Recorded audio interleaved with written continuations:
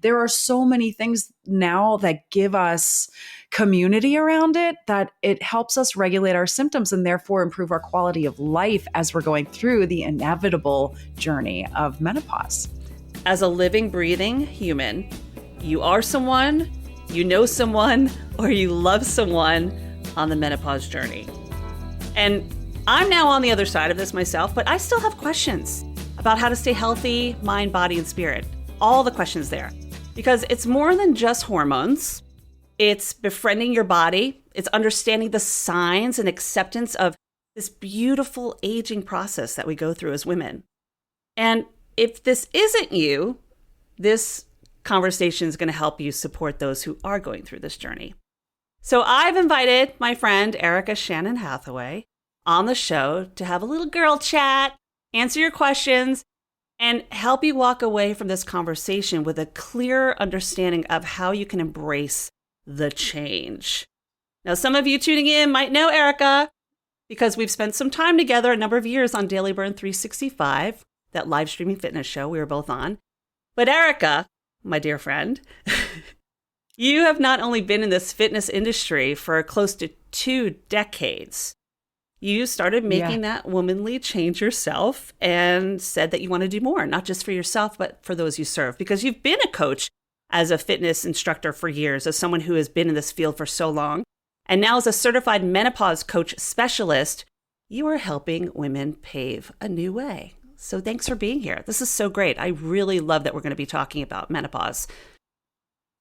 Thank you. It is so great to be here with you, Hilary. And it's always just like a reunion to see the old gang from DV365. I love you all so much. And thank you for doing what you do with this podcast. I think you help and serve so many people who really need it. And it's just a real privilege to be here. So thanks for having me. Well, I love having my DV365 friends on, but this goes so much bigger, as you know, being the work of holistic health. And thank you for that. I appreciate that. It's just, we're here to serve. And I remember us having a conversation about just health in general. And when we were on the show, and I was actually a participant on the show while you were one of our amazing trainers, we were given health coaches. And this was a fairly new industry, the health coaching world, which I wound up being on the other side as a health coach myself. But having support and having guidance and having somebody who understands what you're going through to be that guide by your side is really helpful. Like having someone be that guide to answer questions you might have, or just kind of be the sister or the brother that you need, And you've embraced that as well when you were going through this menopause journey. You found yourself a health coach. Yes, I did. I didn't know. I knew that I was experiencing the beginnings of perimenopause, but I also thought, I'm just so stressed out and I'm not giving myself the self-care I need. And I feel like there's something hormonally off with me. So I hired a holistic health coach to help me out. And really at the time, what I wanted was for her to get all of my levels and do all my hormone testing and my blood testing and just give me a magic pill to make it all better. That's what I really wanted. And this is me having been in the fitness and wellness industry for, at that point, it had been about 15 years. It's been 18 years now. But I was like, okay, I don't have time to do anything other than what I'm doing. And I don't want to stop drinking. And so give me a pill. Tell me what's wrong. Tell me what I'm missing and let's supplement it. And she was great in that she really honored, like I told her what I wanted and she gave me it, but it didn't fully help because there were certain lifestyle changes that I needed to make, but also my cortisol, I had no cortisol. Like I had burned through it all and I was operating with the lowest cortisol imaginable. And it was totally throwing me off. I was gaining weight and it was a mess. So we worked through a lot of things and I did make significant improvements during that coaching time. But it wasn't until I started really tuning into my own body that I started fine-tuning even more. And then just in the last year and a half, my journey with getting more involved from an educational standpoint about what perimenopause and menopause actually do to your body and how I can help not only myself, but all of the people that I've been teaching for so long. We're all growing together and aging together. And so everybody needs it. 100% of Yeah. people with ovaries are going to go through this. So Mhm. I'm really grateful to have the knowledge that I have now. I've basically made fun of myself and apologized to my health coach about how how idealistic and stupid I was, just being like, give me a pill. How much testosterone, pr- what is it? It's like a testosterone booster Mhm. supplement. Like, how much tribulus do I need to take to make myself feel better? But yeah, it's If crazy. and I think that's true with pretty much anything. I mean, we live in a sick care system, not a healthcare system. I was just gonna say, we Right? And live we so live in a hellscape. It's a hellscape. it's so true. And we're trying so hard to find the way out or find a way to like easily make this go away, that whatever the problem is. And it's, if it's, and that's something I went through as well. We come from an age where it was like you go to the doctor, you get a diagnosis. And I'm not poo-pooing Western med by any means, but that whole integrative approach and the blend of functional medicine and holistic health is us being our own healthcare advocates to understand and ask questions. I can't say this enough, but with this, what did you call it? A hellscape? Yeah. Good It just came gracious. to my mind. No, I love it. Probably Write that inappropriate. down. That's a good one. But it is, because we're putting too much in the hands of someone else when we really need to ask the questions. Yeah. And, I remember when my mom was going through it, and I'm just like, you crazy. Like she's Yeah. going through that thing, right? Mhm. Or pointing fingers at women like, oh, you're just, it's your time of month, which is a horrible thing to say.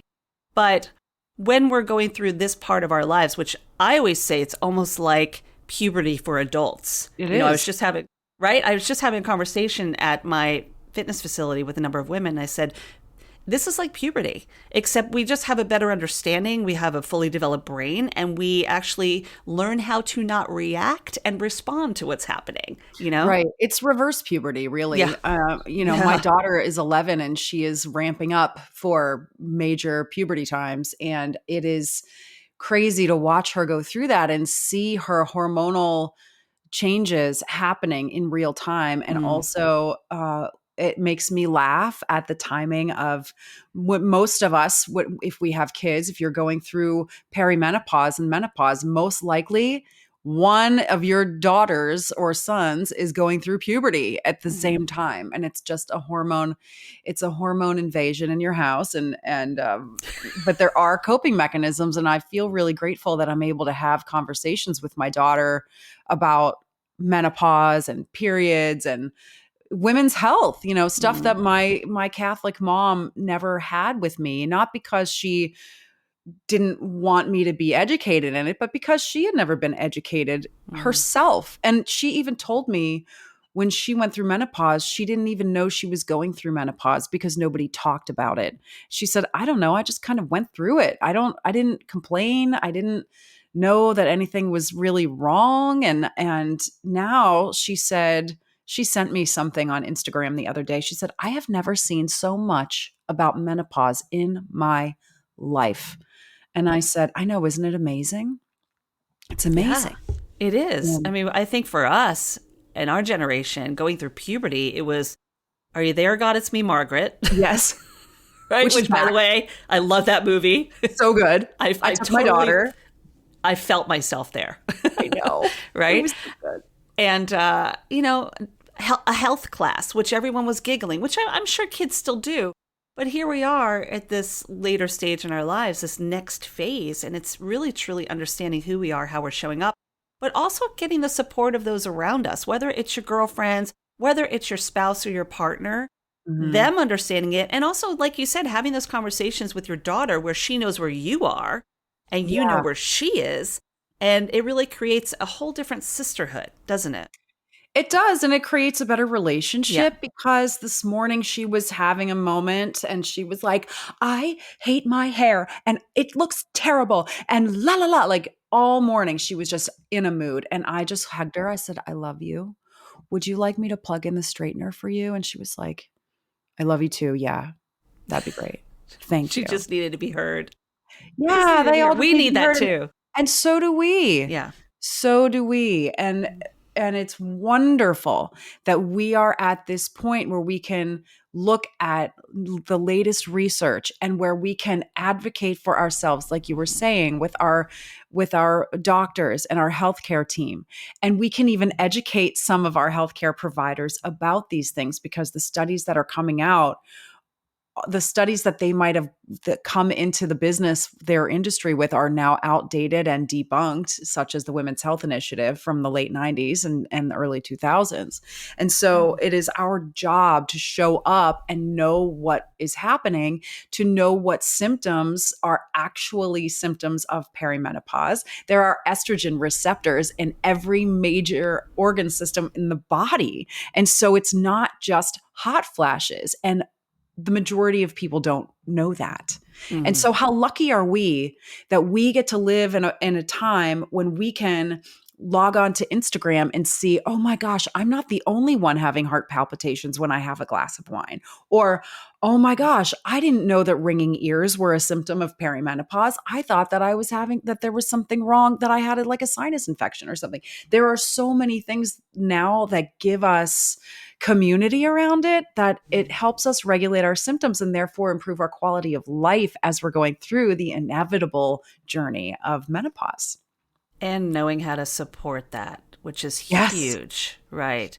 I love Yes. that you bring that up too, because there are a lot of things that are outside of the box of what we think happens in perimenopause and menopause. Like, Yep. I remember having that first hot flash, and it felt like I was standing over a subway grate in New York City, and then it was gone.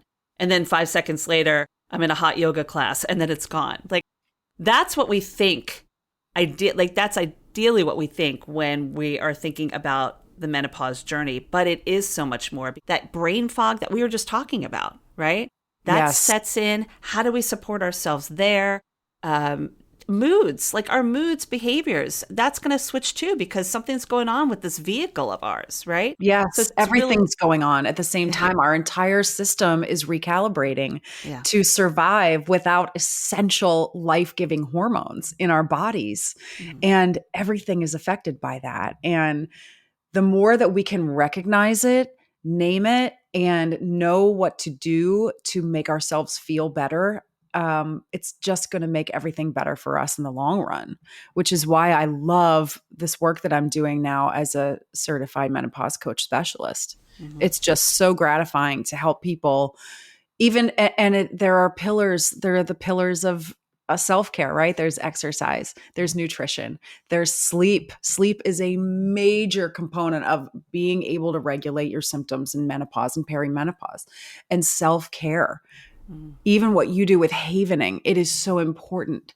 It is so important to comfort yourself and regulate your nervous system, because anxiety kicks in a big way during perimenopause. Not to mention just the stage of life that we're in, where so many of us we talk about the sandwich generation, where people are taking care of aging parents and their kids at the same time. I am deeply in that right now. My mother-in-law has dementia and has just been diagnosed with stage 3 cancer. And then I have an 11-year-old with a broken wrist athlete who is just on the other, like bouncing off the walls. And so in the middle, I have to have really good tools to be able to regulate myself so that I can live a life that I love without getting distracted, and also take care of everybody around me at the same time. And it does take a village. And absolutely. And it is what women do. We are more of the nurturing. That feminine energy is to nurture. We are the ones that are in the container, filling the container, right?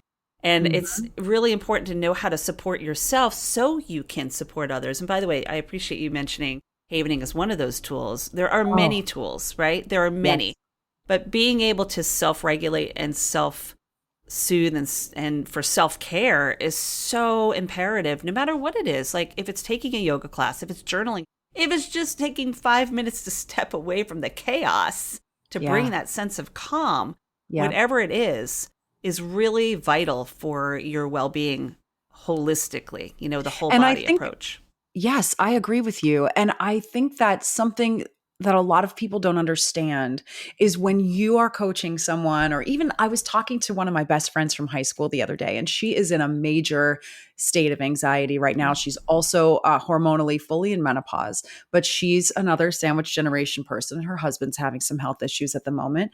And her therapist told her that she needed to start meditating or doing some sort of self-regulating, something to tamp down her nervous system. And she was like, I'm sorry, but like breathing isn't going to help me right now. And I was like, well, actually, It is. breathing really is going to help you right now. And I think that carving out little pockets of self-care, I call it microdosing, so self-care is so important and has tremendous benefits for just regulating your anxiety during the day. And while I said, look, I know there's a lot wrong right now, and yes, breathing isn't going to solve all of the problems, but it is going to take you from a 10 to a 7 so that you can take a deep breath, so that you can pay attention to a phone call, so that you can maybe get 20 minutes of rest in between one thing and the other. It does make a difference. Those little things, the havening,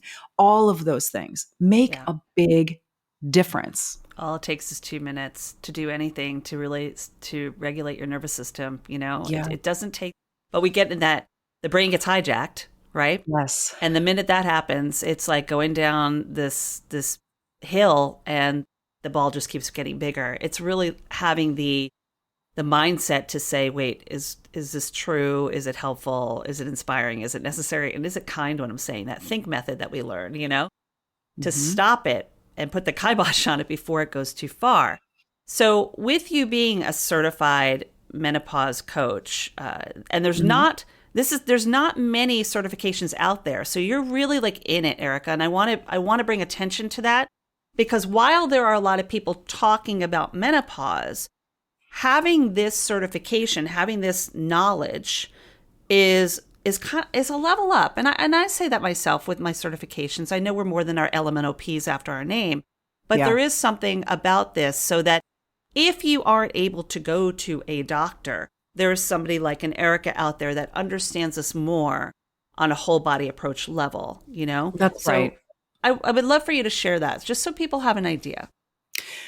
Great. Yes, there is one certification program right now in the United States that is accredited, which means that for my certification as a fitness professional, I get actual credits for it.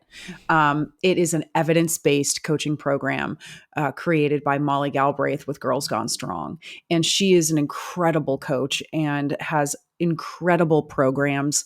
And the team of doctors who she recruited to help put this certification together, I think there were 14 doctors. So it's all evidence-based coaching. It is not theoretical. This is evidence-based coaching about the pillars of your life that you need to integrate. Now, my scope of practice is not to prescribe supplements, hormone replacement therapy, any kind of medication. I am not a physician, but what I like to do is work in tandem with your physician. Yeah. I like to refer you to a pelvic health specialist. I will refer you to people in my network who can help you and work with them together. Because if you choose hormone replacement therapy, then my job is to give you the tools to use those hormones in your body to your best and highest good and benefit. So I concentrate on exercise. Clearly, I've been in the fitness industry for 18 years, so I'm well equipped for that. But the type of exercise that you do at this time of life is very different. Of course, there's all the elements of cardio and strength and balance and push-pull and all those things. But in menopause, the warm-ups are longer, and we want to really concentrate on strength training to build bone density, lean muscle mass, and to mitigate the risks of coronary heart disease, diabetes, dementia. There are so many things that exercise does, especially at this time of our life, that have been proven scientifically. Exercise is a definite boon to help us stay healthy as we age. Yeah. So and the staying in the scope of practice, I think, is so important. The fact that you mentioned that, I Yeah. appreciate that because I say that a lot too. I'm not a doctor. I'm not a therapist, a board Yeah. certified, but people who trust you and know that you are truly doing the work, because it's not just getting one certification and you're done, which there are people No. out there that do that. It is a continuous thing, my friends, that we are things are constantly changing and coming out. Yes. So those are the Especially in this field. oh Everybody has yes, their eyes on it now, so everybody's finally studying it. and everyone's a Which is great. coach, right? And So everyone's find a, with air quotes, coach, right? coach. So finding And this is someone who something that gets understands my, it, yeah, yeah, it gets my goat when people I are get like, I'm a it. coach. And I'm like, well, where did you get certified? And they're like, what do you mean? Or Like, even beyond the certification, it's not just taking a weekend class and suddenly you've got something after your name. It really is understanding, because you can do more damage than good. So if I were to mhm, refer somebody who needed support in the area of perimenopause or menopause, also fitness, because let's not mhm, forget how well versed you are in that. I mean, mhm, you and I met during our journey with Daily Burn, but you were already in the fitness world. You've worked with other fitness companies mhm, afterwards as somebody mhm. that's had a pretty high position as well. Yeah. You understand this. So putting those things together, if I were to get a question about this and it's outside my scope of practice, right? Having people like you are important, and Thank you. you're right. It builds, it takes a village. It does. Yeah. And I operate from a place of incredibly high integrity. I Yeah. learned that early on in my career, that you have to put your money where your mouth is. You have to do what you say you're going to do. And when you have other people's health and wellness in your hands, in the palm of your hand, it is your responsibility to make sure you are fully accredited, because health is too valuable to mess around with. And I want to help people in the purest way. Having said that, the thing we do as a coach is everybody comes with a different set of symptoms. Everybody comes with a different experience, with a different panel of blood work and hormone levels at a different stage of life with different needs and wants. And so as a coach, I coach to what's probable and not what's possible. Mm, You know, I love and it's that. very much I am your tour guide, but it's very much up to you to do the work. I'm not going to prescribe you. Yeah, I'm not going to do what I wanted my coach to do back in the day. I would say like, give me a magic vitamin and it's going to go away. No, we make commitments to do work. We make a plan. We see what's probable. We see what's most likely, what you're most likely to succeed at doing Mhm. based on what your values are, Yeah. based on what your values are, not mine. We And then we try stuff out. right.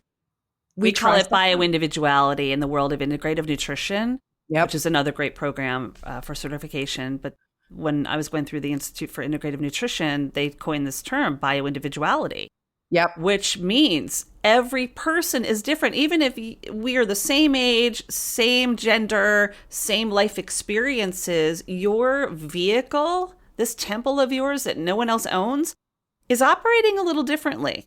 Even if it, Absolutely. Even if our so hormone numbers are the same, yeah, our bodies operate differently. yeah. And it's Mhm. really meeting people where they're at with their needs, not what you think, oh, you're this age, you're this gender, this is Mhm. what you need. And it's not cookie cutter. I get Mm-mm. that. I get asked that a lot as a practitioner, especially working on the mental health side. How does your session go? And I'm like, Mhm. your session with me today could be different from the one next week. Can be Yeah. different from the As it there's should. as it should. So there's no Yeah. cookie cutter. There might be a Mm. process, but understanding who is before you and how you're showing up for them, you would want that to be the same as somebody showing up for you. That's how I Yeah. treat it. Yeah. Yeah. Our job Yeah. is to ask a lot of questions to figure out what's really important to Mm. people. Everybody I work with goes through an exercise, creating their menopause vision statement. And it starts Love with that. really evaluating what's important to you as you age and how we're going to keep you optimized for what's really important to you as you age. And that's how I start. So sometimes I'll start with nutrition. Sometimes I'll start with exercise. Sometimes I'll start with sleep. It just depends on what they need first. And then we keep knocking it out. And that's just how we work. But there's so far in my practice, no two people need the same thing at the same time. Yeah, it's constant work too, because keeping up with our clients and making sure you're supporting them on their needs and being that guide for what they need compared to someone else. But what's beautiful, and I want to mention this because this is a good place to mention this. You do have this incredible, and oh my gosh, this girl loves play on words, so I love this. You have your Menopause. Yes. And I want to talk about that because it's very similar. You and I are so similar in a lot of ways, but still different by individuality. I have the monthly Havening happy hours. You have something called a Menopause, which is every 2 weeks. Yep. Let's talk about that so that people know there is support if they're not able to work with you one-on-one. Yes. Oh, do I love the Menopause. So the Menopause are a free Zoom online party. They're at 8:00 at night, every other Tuesday, usually. And sometimes I have special guests on. So last week I had Dr. Liz McGinley on, who is a pelvic health specialist and a chiropractic sports physician. And we talked all about what happens to our joints, tendons, and pelvic region as we go through menopause. And she was incredible. Sometimes we have what I call an all skate, where I do flash coaching. So everybody comes on, we wear our pajamas, we have I have like hoodies that say ain't no party like a Menopause party. I wear that. And we just show up and build community around this phase of life, which is so vital. And we have such a good time. We laugh really hard, and I record them. And if you can't make it live, I send it out the next day. But it's just a really wonderful place to meet other women who are in a similar situation, to get a little bit of information about how to handle certain things that someone else might be getting coached on, but you're also identifying with as well.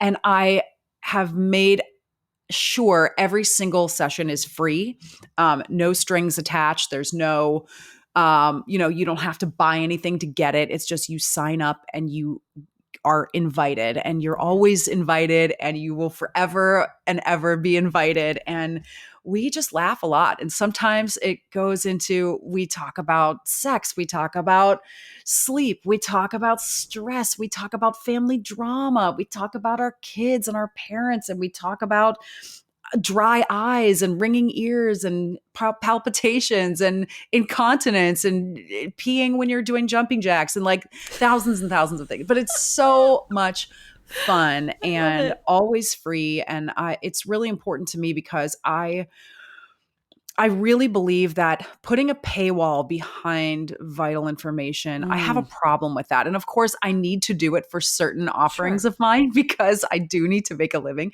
But so right now the options are I always want to have a free option. So the free option is the Menopause, which are great fun. And then I have a coaching program that I am launching very soon. That is, it's a group coaching. So it's a monthly fee, and you get group coaching every single month, and you get access to my online community, and we talk there all the time and share recipes and stories and support each other, and it's really lovely. And then of course I do my one-on-one as well. Love it. So lots of different tiers. I the fact that you're offering something for free, and I feel the same way, because I've had people mention to me like, why aren't you charging for this? I'm like, because I have other ways to provide myself with income from people working with me one-on-one. This is an opportunity because it is a right. This is a human right that every person should have access to some degree. Obviously, coaching someone one-on-one in a group experience can be difficult anyway, but you want to have more of a possibility for people to share and connect and know that they're not going through this alone. They're not alone in this battle. So, and making it fun, talking about menopause, talking about mental health, whatever it might be, is what breaks down the barriers that have been there for so long, probably the barriers that we went through as Gen Xers and before, generations before the silent generation. So I love this. I love that you love the name more than anything. My Menopause. I love it. And we're going to put all this in there. We're going to have links in the come to my listen notes. Menopause. Yes, we're going to put the links to Erika's one-on-one sessions as well as the Menopause, just so you can get in touch with her. We're going to have that available to you in the podcast notes so that you can get yourself on the potty, right? Get right, baby. Get right with me. So what I want to do, we got a lot of questions that came in. Awesome.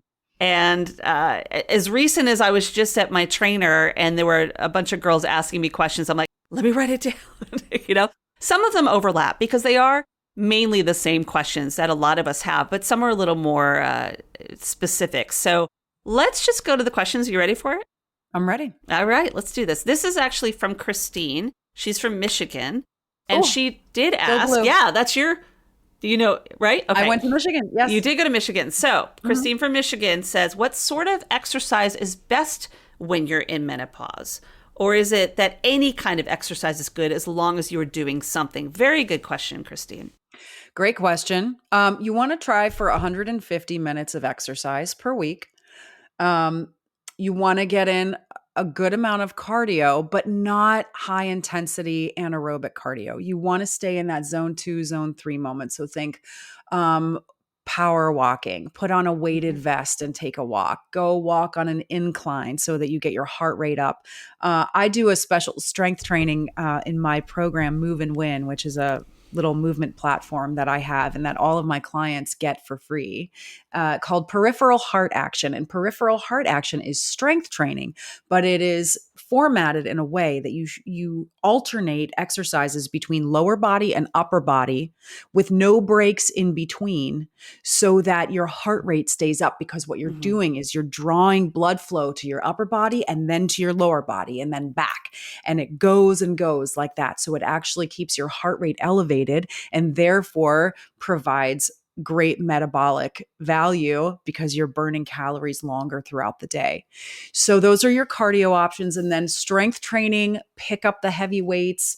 You're going to want to really strength train because as we lose estrogen, we lose lean muscle mass, we lose bone density, and that increases our likelihood in our postmenopausal life for coronary disease, diabetes, high cholesterol, injury in falls and fractures, osteopenia and osteoporosis. So you really, really want to just intensify your strength training, pick up the weights. If you don't know how to pick up the weights, hit me up. I'll help you. It doesn't have to be fancy. You don't need fancy equipment. But integrating strength training into your life, I would say 3 times a week, if you can, is so valuable. And get a little plyo in there for bone density. Yeah. Whether it's little box jumps or just taking, sometimes on my stairs right here, I'll just do step up and jump back down, step up and jump back down, just to get a little bit of that impact in. It makes a big difference in maintaining bone density. And if you have a difficult time jumping, you can do it with just a step up, step down, right? Absolutely. Because obviously don't want to lead to any injury. That's really important. And that comes up a lot. The osteoporosis, obviously, while we are recording this, we've been talking a lot about women's health, Women's History Month in March, and the fact that, we just had Heart Health Month, and women are the highest number that is prone to getting heart disease. And cardiac health is very important for women. So I love this question because you went even deeper. So take note of this, Christine, and those listening. Good luck, Christine. Yes, she's on the journey, and she's in a couple of our other groups that we're in. So I know that she works out. So she's stepping it up a little bit. Great question. Love it. Great question, Christine. We got one that just came in, so I'm actually going to the Book of Face. Okay. So I'm going to be reading this this is a cold read, back from our theater days. Cold read. You're an expert. You're going to crush it. Oh my gosh, I don't know about that. All right, Sarah, she has a question about sleep. That's why I'm doing this question, because it's so, so important. Every trainer that I've ever followed exclaims that the benefits of good sleep, the importance of sleep to a good workout, And she says she agrees. However, hot flashes and night sweats are the antithesis of a good night's rest. I hear you, girl. How do I get a good night's sleep when I'm constantly getting up hour by hour with hot flashes and night sweats? Ooh, that is a good question, Sarah. Really good question. This is a multifaceted question. First of all, thank you for sharing about your sleep struggles. You are not alone. This is a major, major issue. Vasomotor symptoms go haywire during perimenopause and menopause. And so the first thing we would want to do is try to reduce the likelihood of your hot flashes. And so to do that, you take a multifaceted approach with good nutrition, talking to your healthcare provider to see if you are a good candidate for hormone replacement therapy, because the best way to treat those symptoms is with HRT. If it is something that you're interested in doing. There are some medications that can make hot flashes worse. There are some foods and drinks that can make hot flashes worse. Alcohol, I'm looking at you. So if you, unfortunately, alcohol I get it. I need my wine. Makes hot flashes so much worse. Sugar makes hot flashes so much worse. And eating late meals, you want to increase your protein. You want to increase your fiber in your diet. Make sure that you have a really nice balanced diet and try to mitigate stress by setting your sleep schedule. Also, lower the temperature in your bedroom. Sleep naked or with a little tank top on. Take your sheets off and give yourself a fan. You know, there are lots of ways to prop yourself in a way that the hot flashes go away. But lowering your stress level, getting rid of sugar and alcohol and inflammatory foods, HRT, that's going to help you alleviate your hot flashes. Without knowing more about your history or, all of those things, this is a blanket statement. And obviously regular exercise will help with your hot flashes as well. From a sleep perspective, my question would be, do you go to sleep and wake up at the same time every day? And if not, how can you adjust your lifestyle so that you can start that process? And the reason why I ask is because there are other hormones at play here. The hormones melatonin and cortisol. High cortisol can cause more hot flashes. If you are not sleeping, going to bed and waking up at the same time every day, your cortisol and your melatonin are going to be a little bit skewed. So so when we go to sleep, our melatonin gets high, our cortisol gets low. When we wake up, our melatonin is low, our cortisol should be at the highest point of the whole day when we wake up. And that's why sometimes when we do a hormone panel, we want to do it first thing in the morning so we can test our cortisol like right when we wake up. So if we are eating late, if we are watching stressful television shows right up until we go to sleep, if we are having excited conversations, if we are drinking alcohol, if we are out partying or just engaging in a stress-inducing state, working out at night even, our cortisol stays high longer and our melatonin doesn't kick in until later. And that will mess with your sleep schedule. You want to really tune into your circadian rhythms here because that's going to help your hormones regulate. Yeah. I love that you're bringing that up. Yeah. Everything is related. So to increase your melatonin production at night, dim all the lights in your house. If you're going to watch TV or look at social media, try not to do it at least an hour before bed. If you do, use blue light blockers and try to regulate the type of content that you're consuming right before you go to sleep. And then try to wake up at the same time every day so that your body gets into this rhythm where cortisol is happening. And if you can, try to delay drinking coffee for an hour after you wake up so that your natural cortisol kicks in before you stimulate with caffeine. That is so important. Everything you just said, and it's going above and beyond. And look, I'm a coffee drinker. I try to get away from it, but the caffeine will kick in. I have to know when to stop it. because I feel the change in my body when I have the caffeine.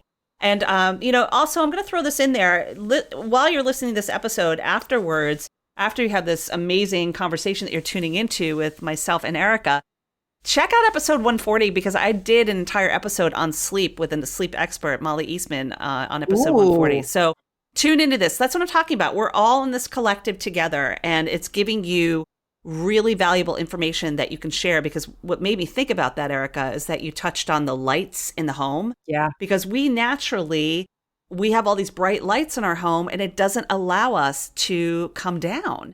So put a dimmer everywhere. Yeah, or the red lights or the blue lights. Something that looks like sundown is so important. I'm telling you, it makes a difference with sleep.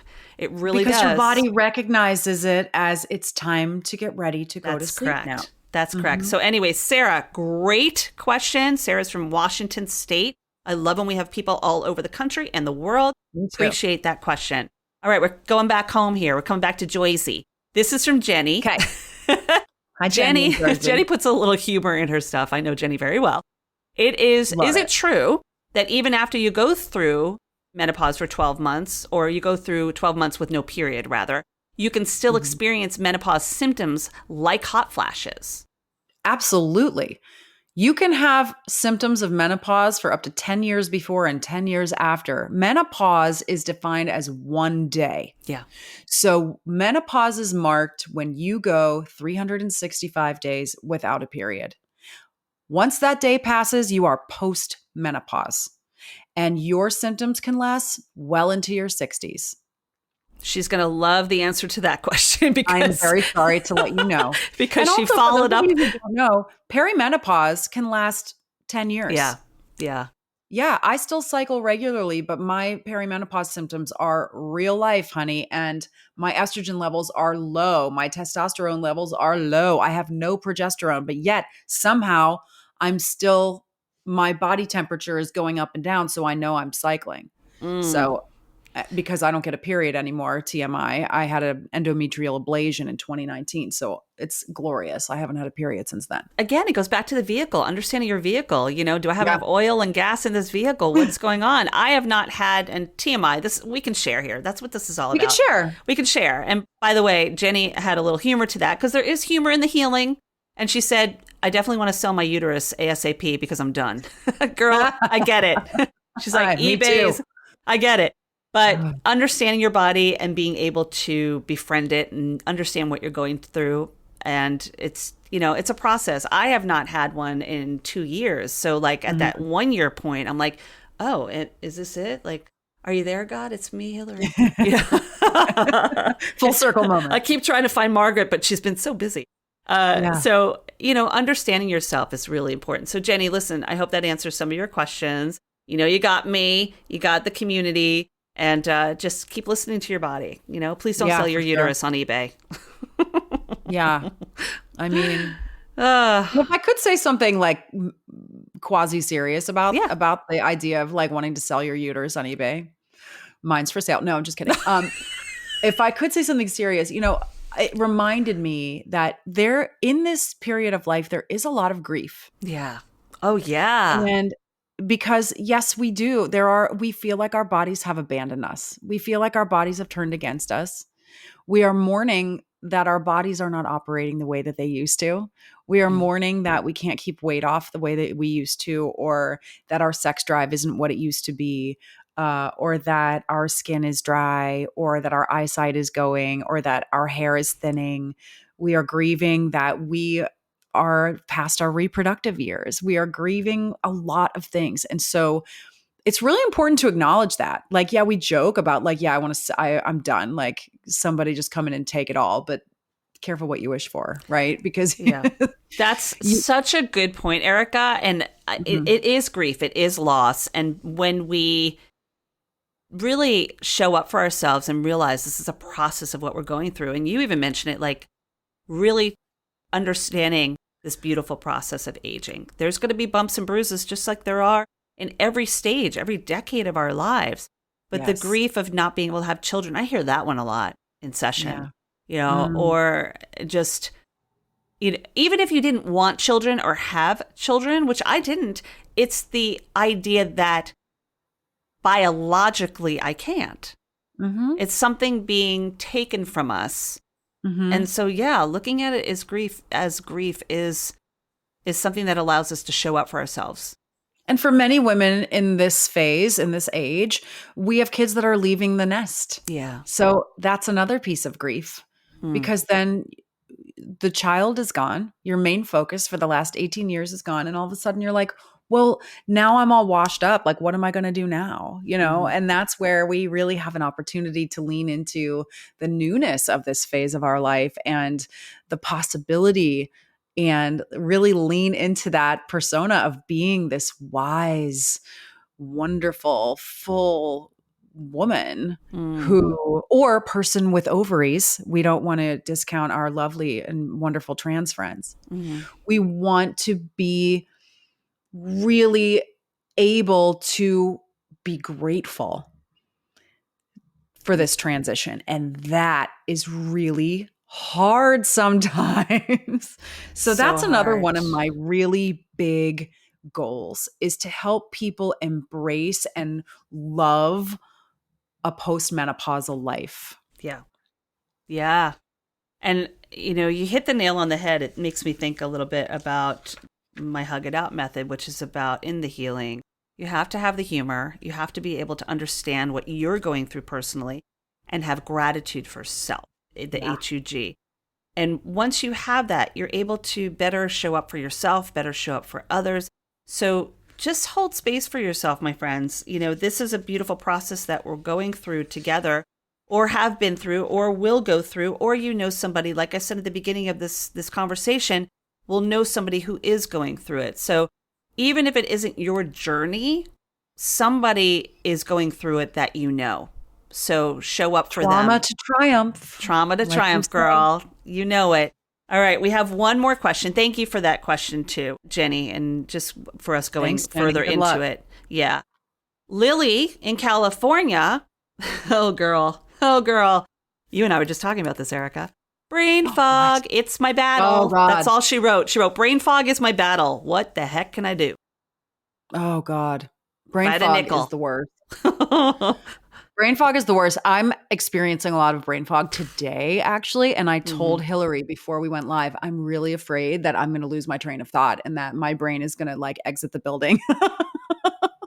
See, this is the conversation, because that's you think you're alone in it. And I have conversations with my boyfriend all the time. Like, I'm forgetting everything. And you start thinking like, is this early onset Alzheimer's? What's wrong with me? And we start saying things like, what's wrong with me? That's got the kibosh on that. Right? Yeah. So share your thoughts on this question. Number one is sleep. I know personally, I can talk about me because I am in my body right now and I am experiencing what you're talking about. So I know that this weekend I lost a lot of sleep. We had plans on Friday night where we were out late. Saturday night, I went to a friend's house and came home later than I usually would. I've had a little bit of high functioning anxiety the last few weeks because of some family stuff going on. And I know it has deeply affected my sleep. And when I don't get good sleep and I don't get my regular exercise, my brain fog is much, much worse. And so I would say sleep, and I would say stop multitasking. We as women think that we can and should be multitasking all of the time. Multitasking does us no favors. So if you combine, like really regiment your sleep, try to get that quality sleep. I take magnesium glycinate before bed every night. And I drink tart cherry juice before I go to bed, which has natural occurring melatonin from tryptophan in it. And it helps me sleep. I'm just sharing what I do. Obviously, I don't prescribe these things, but if it works for me, it might work for you.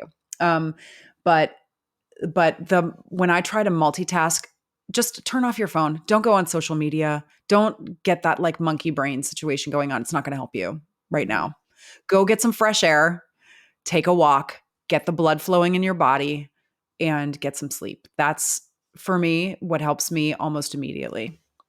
That's really good. So you take magnesium, not just magnesium, you're taking magnesium. Glycinate. Yeah. So we'll add that just so people have that in the the notes and Yeah. they can do with what they want. But, another way, and I'll just share this too, do a few moments of havening, like sit there, Yes. lie in your bed, do a little havening. I actually have a video on hormones and hot flashes for havening, but I'm going to do one on sleep because this is a big topic. And I have a hard time sleeping. I have sleep apnea. So I have to settle my mind and stepping away, like you said, from technology, even keeping it out of the room is a big thing. But just sitting there and like giving yourself 2 minutes just to self-soothe could put your brain in that delta wave state, which is sleep state. So, you want to get into that subconscious mind, but be in the subconscious in a positive, because then your brain starts racing. Yeah. Right? Yeah. I actually took my digital clock out of my room Smart. a month ago because I was having anxiety knowing how many minutes I was awake in the middle of the night. I was like counting minutes. I was like, it's been 46 minutes. I am still awake. Why am I still awake? Why am I thinking? Nothing that you're thinking about in the middle of the night is productive. And it's not real. All the anxiety, it's not real. It's like there's nothing that's sensical about what you're thinking about, what you're spinning about in the middle of the night, and you can't do anything about it anyway, right? And I tell myself this. So tools that I use to get back to sleep, just while we're talking about it, tapping. Yep. I do a lot of tapping. And if you don't know about tapping, EFT tapping, it's amazing. And I think of it as like an outside in, just like havening.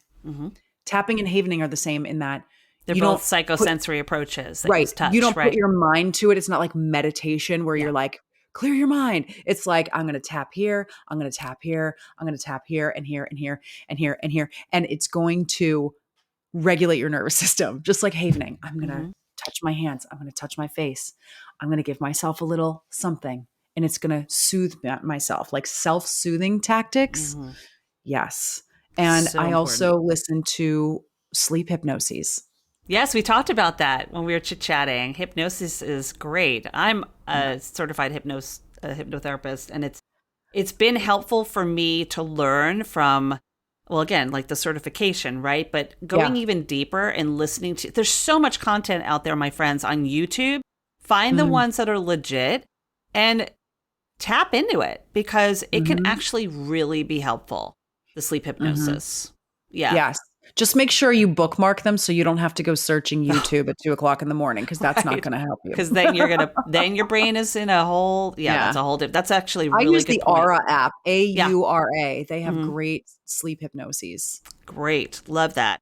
All right. Well, those are our questions. Let me check to see if we got any others, because we got to play a little game real quick. I want to just, I like these last minute folks that send their questions. We'll check real quick. Doesn't look like we got any more, because you answered some of the questions. Nope. I take that back. We have one more question, and I'm going to get them in if I can. Let's see. This is from Wendy. And okay, good question, Wendy. Wendy said, is it possible to lose weight when you're in perimenopause? Haven't changed my diet and workouts, but managed to pack on some weight, and I cannot lose it now. Wendy, my dear, let's see what Erika has to say. I have a lot to say about this. First of all, I would want to know, as your coach, what did you do to change your diet? Restrictive eating is not your friend in perimenopause, because you need more than you think you do, and you need to really up your protein and your fiber. Protein and fiber. For women, we're going 25 grams of fiber per day at least. And protein, you want to get 20 to 30 grams of protein per meal. Want to eat. You want to eat all the good things. Stop counting calories. You just want to eat more protein and fiber. What was the other at least part 100 grams of protein a day. Again, just had this conversation too. And 20, what did you say? 25 grams of fiber, right? For women, at least 25. That's a really good question, Wendy. Thank you for asking that. That just popped in. So there was another part of that question. Oh, let me go back and check real quick. So Wendy said that she hasn't been able, she's been packing on the weight. I can't lose it now. So it was just a statement. She hasn't changed her diet or workouts. So the loss of estrogen causes a redistribution of weight in the body and the accumulation of visceral fat, which is around the abdominal area. So the belly fat situation definitely, without changing anything, can come upon you in menopause or perimenopause very suddenly, actually. And so that's why with the visceral fat, we have to incorporate the nutrition piece, because visceral fat does not perform the way that subcutaneous fat performs. So subcutaneous fat is easier to gain and lose. Visceral fat is really persnickety, and it really depends on what you eat. What you eat and what you do not eat. So you want to avoid inflammatory foods. You want to avoid sugar and alcohol if you can, added sugars. You want to just pack your day with whole foods and good quality food, not processed. Yeah. And you want to exercise in that zone too. That is going to help you lose weight. But all of the high intensity HIIT workouts, all the crazy indoor cycling, all the anaerobic workouts that we used to do in our 20s and 30s, it's not going to serve you now, because that just makes your cortisol high, and it's not going to give you the recovery that you need. Yeah. So it all feeds into the same. But diet and exercise are huge.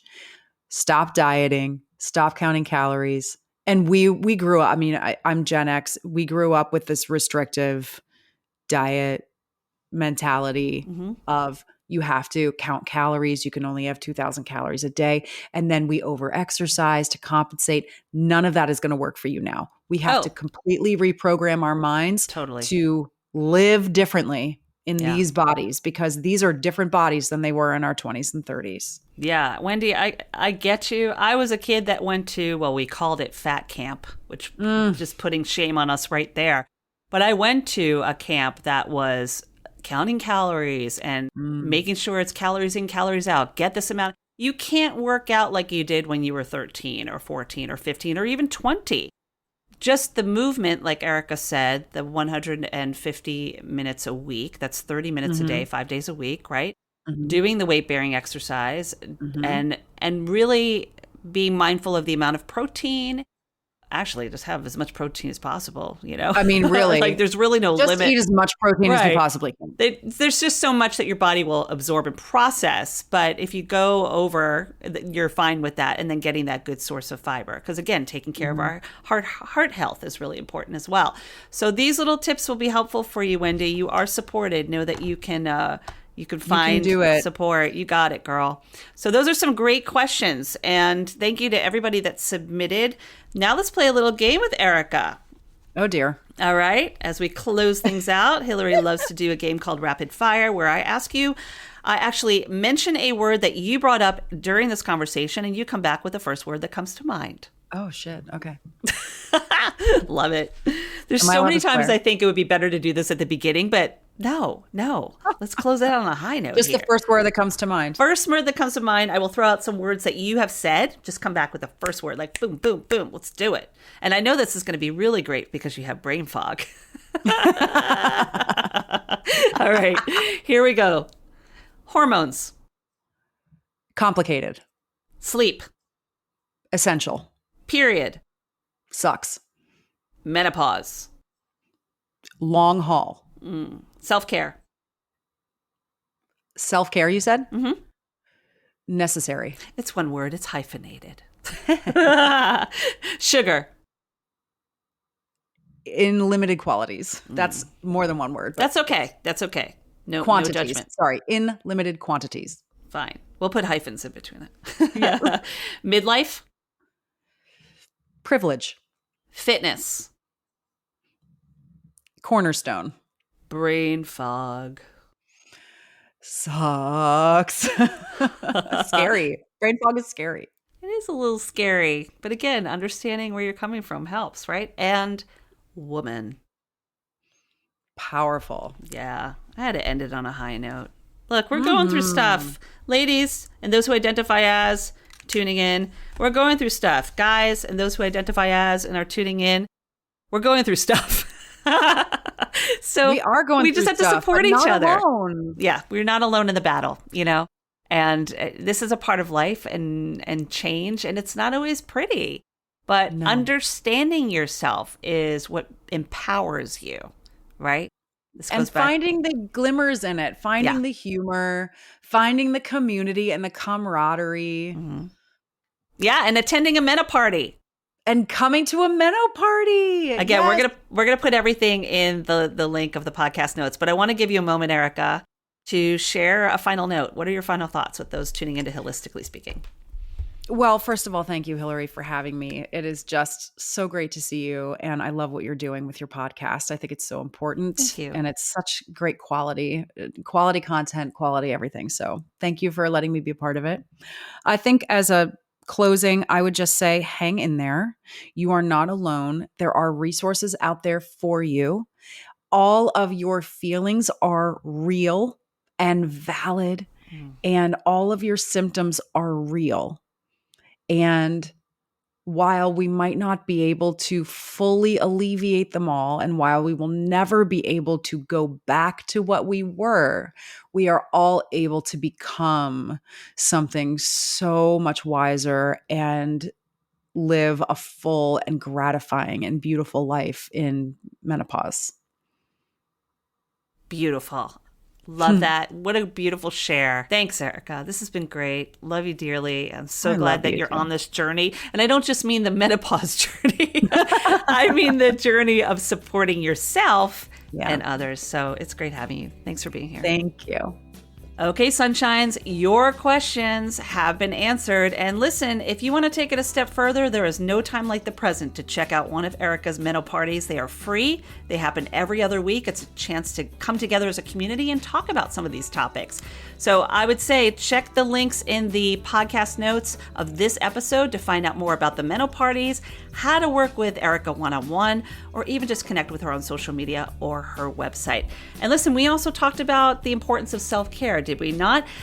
And one of the things that I have actually created was how to do self-havening for hot flashes and those hormones. I did this a while back, but I'm going to put a link to that in the podcast notes of this episode as well, so that you can follow along on a guided havening experience with yours truly and give it a try.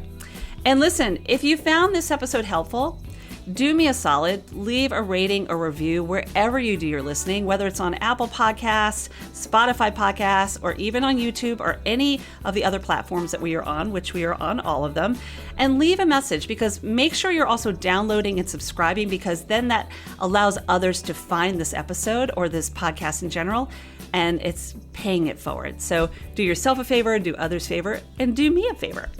Hilistically Speaking is edited by Two Market Media with music by Lipbone Redding and listened to by you. So thank you for joining me for this party every week and finding more ways to turn your traumas into triumphs and be kind to your mind. It doesn't go unnoticed. On that note, remember that you are never alone in this battle or whatever you are facing. You are supported, you are loved, and I'm always here to continue pressing record. I'll see you next week. Be well. I know the girl with mountains